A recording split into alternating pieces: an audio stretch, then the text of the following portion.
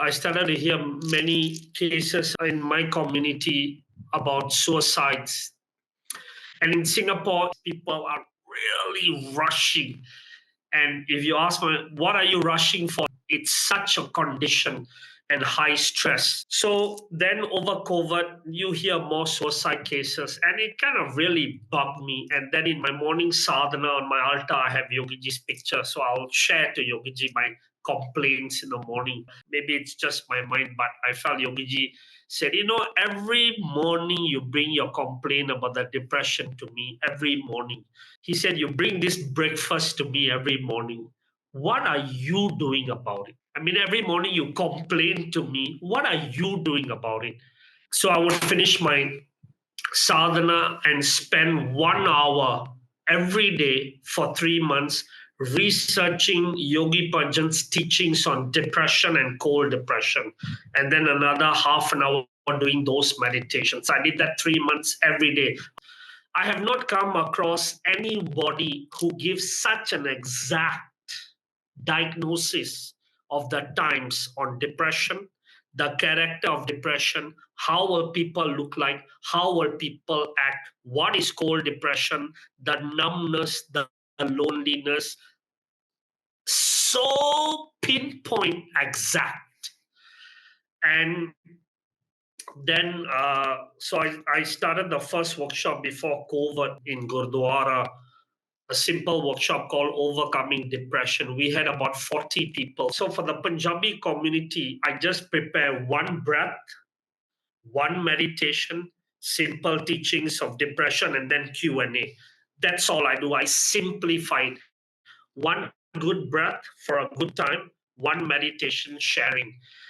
And then I started doing it online. And then, of course, for the yoga community, overcoming depression and cold depression. And then you can get more technical with Kundalini yoga. I have to be really sensitive. And I can't sell myself. I'm a Kundalini yoga teacher. They're not interested to hear that. All they want to see is you look at them, you hear them, and you share the technique. The people that are going through depression do not want to be a statistic. The minute you flaunt that you do this and you teach this many, the minute they find out that they are a statistic, they don't want to relate to you. And this is a bit of a disease of the ego. So with them, you just got to put that aside. Like this identity, I'm a Kundalini yoga teacher, and all that is with that community, you just have to go so loving, sensitive, and be with them at the grassroots and teach. Of course, teach, hold that persona, but they don't really want advertising. They want you to look at them, hear, teach, feel, and then some start practicing daily. The last thing I did is I started a Zoom session called, it's not a Kundalini yoga thing, it is like for the Sikhs or people who are a bit conservative to come on, but they're going through depression. And so that program has been going on for 6 months. All I do is I tune in, I share one breath, one chant, a short story, then I open up if anyone has got questions.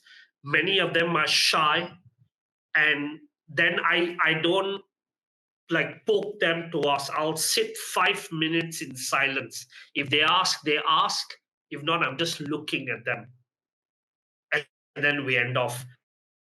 And that program has really grown every Monday. But